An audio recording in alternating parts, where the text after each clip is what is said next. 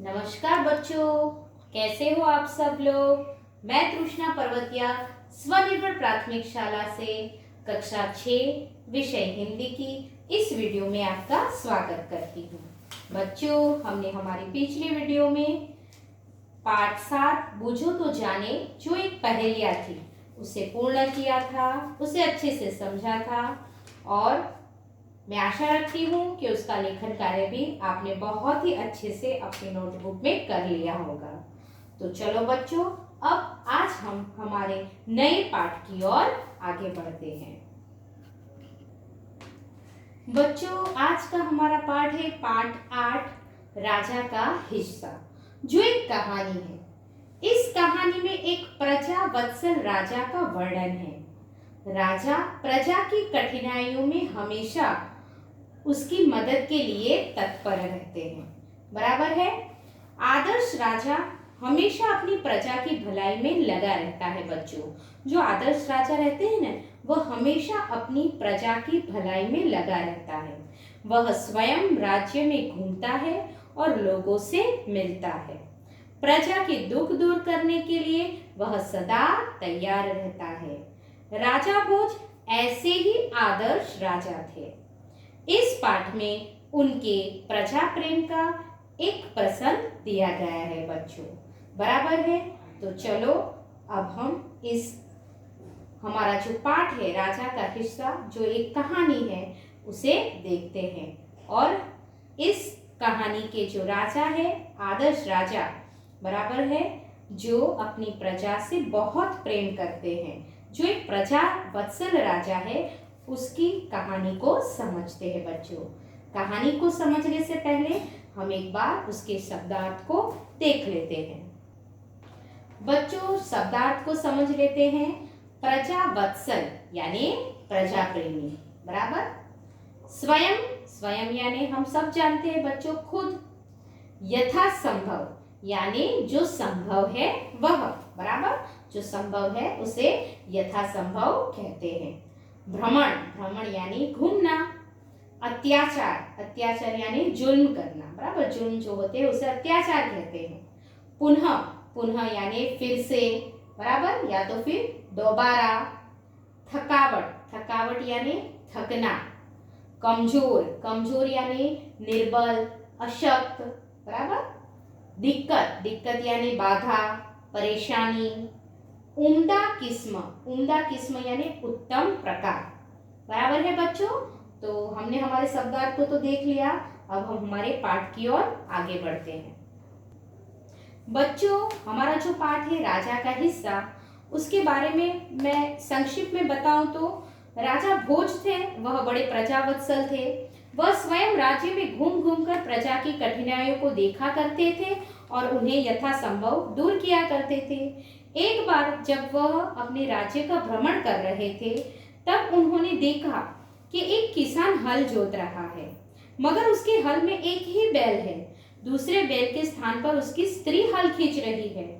राजा भोज ने रथ को रोका और किसान के पास जाकर कहा, भले आदमी, तुम यहाँ क्या अत्याचार कर रहे हो? भला कहीं स्त्री को भी हल में जोता जाता है? तब किसान ने जवाब दिया, मेरा एक बैल मर गया है और दूसरा बैल खरीदने के लिए मेरे पास धन नहीं है। अगर खेत न जोता तो मैं खाऊंगा क्या? कहकर किसान पुनः अपने काम में लग गया।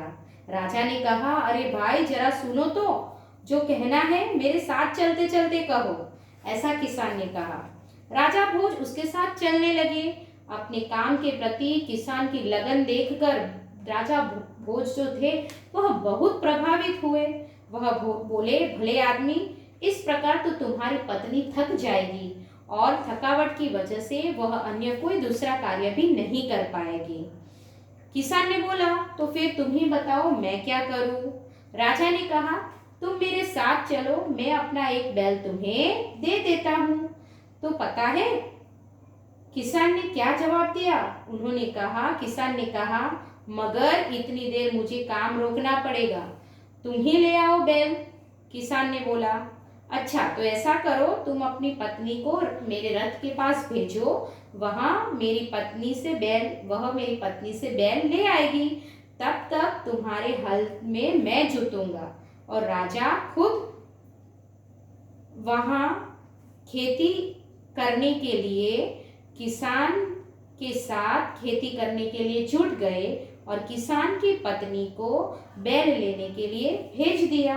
किसान इस बात पर राजी हो गया और राजा भोज हल में जुटे और किसान की पत्नी रथ के पास चली गई।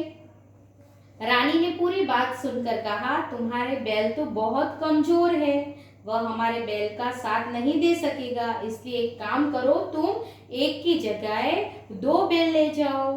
किसान की पत्नी दोनों बैल लेकर खेत पर पहुंची। किसान यह देखकर बहुत प्रसन्न हुआ। फिर राजा भोज ने कहा, अगर कभी कोई दिक्कत हो तो मेरे पास आ जाना। यह कहकर राजा भोज ने अपना परिचय दिया किसान को।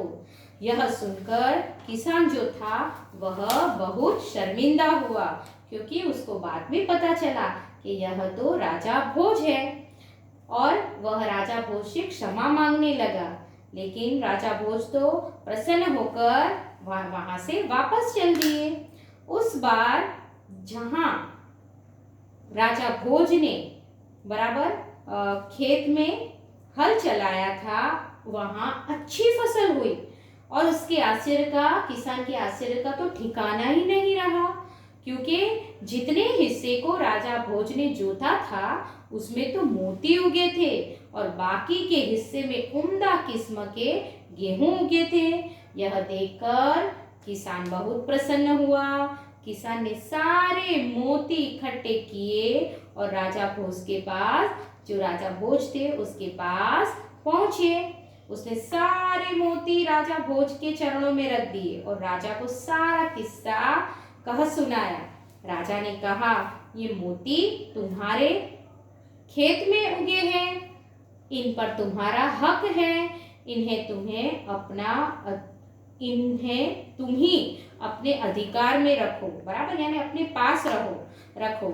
लेकिन जो किसान था, बराबर, वह कहता है, नहीं महाराज, यह आपके परिश्रम का प्रताप है, इसलिए मैं इन्हें नहीं ले जाऊंगा। मेरी प्रार्थना है कि आप इन्हें राजकोष में जमा कर ले और गरीबों की भलाई के लिए काम में ले ले। किसान ने प्रार्थना की इस प्रकार। किसान की बात सुनकर राजा बहुत प्रसन्न हुए और उन्होंने मोती स्वीकार कर लिए। बराबर है बच्चों। तो जो हमारा पाठ है राजा का हिस्सा, उसमें कुछ इस तरह से राजा भोज जो एक प्रजावत्सल है उनकी कहानी बताई गई है। तो चलो बच्चों, अब हम हमारे पाठ्य पुस्तक के द्वारा इस कहानी को देखते हैं और उसका अनुवाद भी समझते हैं। राजा भोज बड़े प्रजावत्सल थे, यानी कि कहने का भावार्थ है कि राजा भोज जी હતા એ ઘણા પ્રજાપ્રેમી હતા, बराबर। वे स्वयं राज्य में घूम घूम कर प्रजा की कठिनाइयों को देखा करते थे और उन्हें यथासंभव दूर किया करते थे। यानी તેઓ જાતે રાજ્યમાં ફરી ફરીને પ્રજાની તકલીફો જોતા અને તે यथासंभव એમને दूर करता। एक दिन राजा अपनी रानी के साथ रथ पर सवार होकर राज्य का भ्रमण कर रहे थे। एक दिवस राजा પોતાની રાણી સાથે રથમાં બેસીને રાજ્યમાં ફરી રહ્યા હતા। वे राजधानी से बहुत दूर निकल गए। તેઓ राजधानी खूब दूर निकली गया। उन्होंने देखा कि एक खेत में एक किसान हल जोत रहा है। તેમણે જોયું કે એક ખેતરમાં ખેડૂત હળ ચલાવી રહ્યો છે, મગર उसके हल में एक ही बैल है, परंतु તેના હળમાં एक ज बળદ છે। दूसरे बैल के स्थान पर उसकी स्त्री हल खींच रही है। उन्होंने देखा कि बीजा बળદની જગ્યાએ તેની પત્ની હળ ખેંચી રહી છે। राजा भोज, बराबर, राजा भोज ने रथ को रोका और किसान के पास जाकर कहा। राजा भोजे रथ रोक्यो અને ખેડૂતની પાસે જઈને કહ્યું, ભલા માણસ, बराबर, भले आदमी, बराबर, तुम यह क्या अत्याचार कर रहे हो? કહે છે, ભલા માણસ, तू आ केवो अत्याचार करी રહ્યો છે? भला कहीं स्त्री को भी हल में जोता जाता है? अरे क्या स्त्री ने શું હળમાં જોતરાતી હશે, એટલે એને એની સાથે હળ ખેંચાવાતું હશે એમ કે છે राजा भोज। आप यह चित्र में देख ही रहे हो, बराबर। यहाँ राजा भोज और किसान और उसकी पत्नी हमें चित्र में दिखाई दे रही है बच्चों। आगे देखते हैं। मेरा एक बैल मर गया है, किसान जवाब देता है कि मारो एक बળદ मरी गयो छे। दूसरा बैल खरीदने के लिए मेरे पास धन नहीं है। बीजो बળદ खरीदवा माटे मारी पासे पैसा नहीं। अगर खेत न जोता तो मैं खाऊंगा क्या? अगर जो खेतर ने खेड़वा न आव्यो तो हूँ शू खाईश? कहकर किसान पुनः अपने कार्य में लग गया। एम कहीने खेडूत फरीथी पोताना काममां लागी गयो। उसे क्या पता था कि उससे बात करने वाला कौन है? तेने क्या खबर हती कि तेनी साथे बात करनार कौन छे? राजा ने कहा, अरे भाई जरा सुनो तो। राजाए कहूं, अरे भाई जरा सांभळ तो खरो। जो कहना है मेरे साथ चलते चलते कहो, मेरा क्या काम क्यों रोकते हो? किसान ने कहा। किसाने શું કહ્યું ખબર છે? જે કહેવું હોય તે મારી સાથે ચાલતા ચાલતા કહો, મારું કામ શા માટે અટકાવો છો? એવું ખેડૂતે રાજાને જવાબ આપ્યો। अब आगे देखते हैं बच्चों।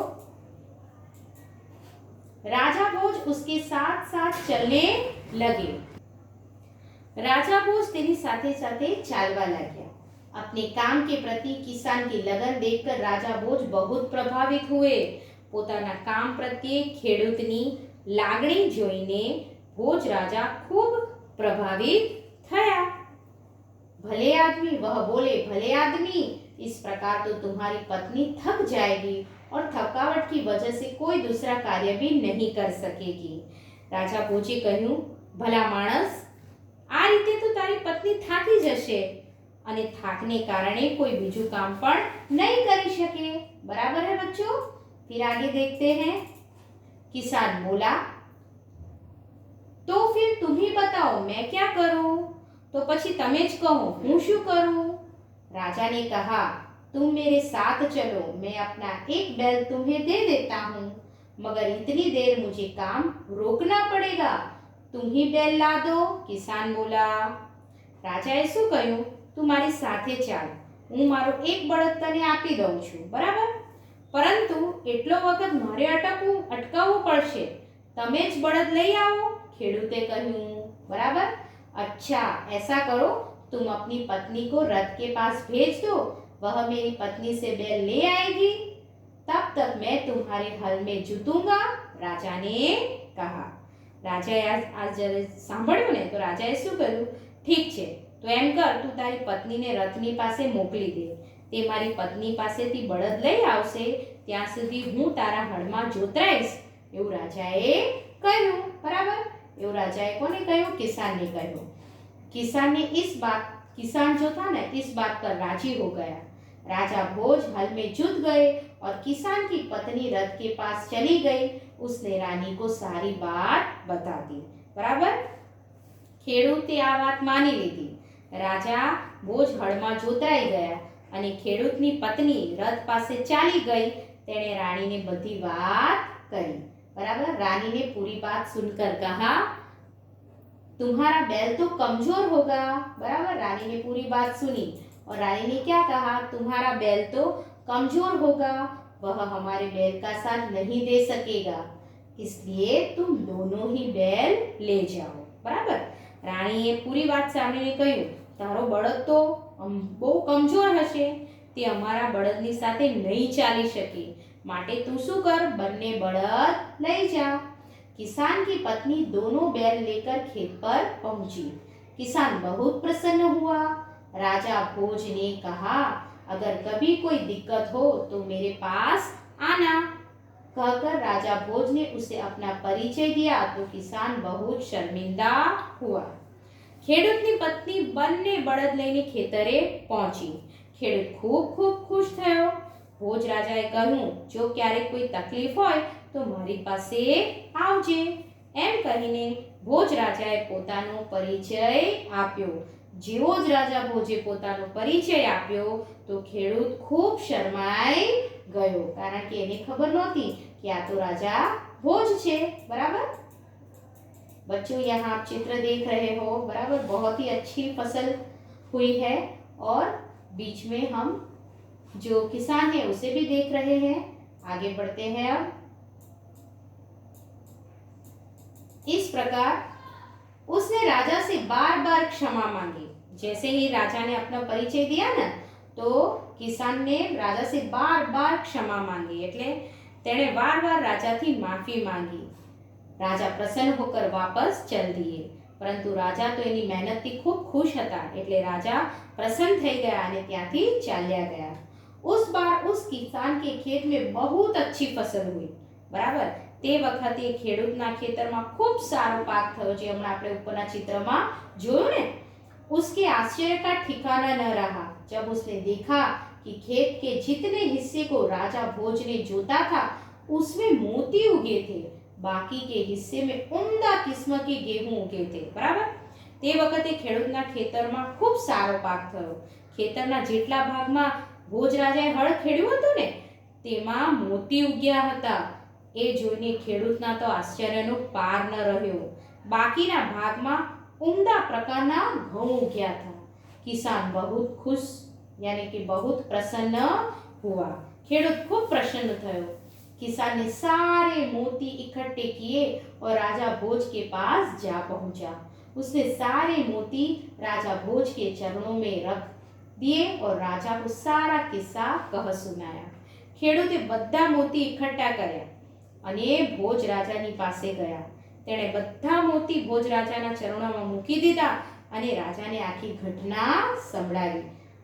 जो यह चित्र में हम देख रहे हैं बच्चों, बराबर है, यह चित्र में आप देख रहे हो ना, यहाँ राजा भोज दिख रहे हैं, किसान दिख रहा है, उसकी पत्नी दिख रही है और उसके हाथ में जो उसके खेत में मोती उगे थे वह भी हम देख सकते हैं।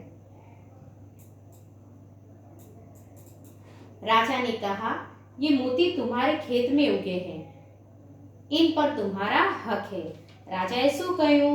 બરાબર, કે જે કિસાન હતો, બરાબર, એ તો મોતી લઈને રાજાની પાસે પહોંચી ગયો અને તેણે આખી વાત રાજાને બતાવી।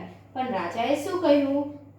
राजा ने कहा, ये मोती तुम्हारे खेत में उगे हैं, इन पर तुम्हारा हक है, इन्हें तुम्हें अपने अधिकार में रखो।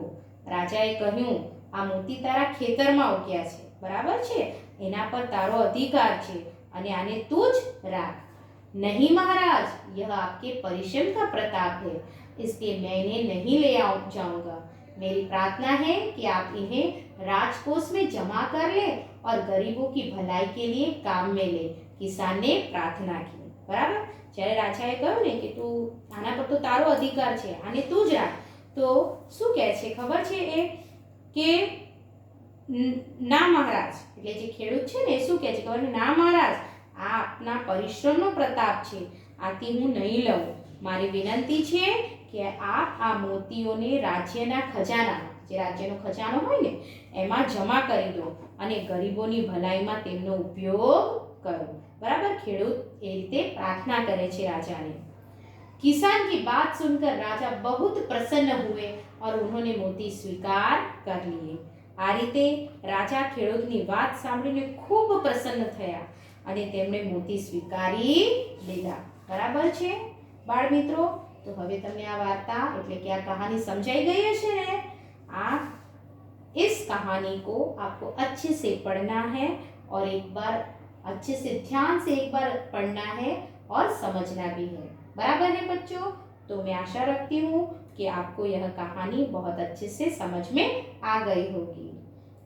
अब हम हमारी अगली वीडियो में मिलेंगे बच्चों। आपका ध्यान रखना। आना बच्चों।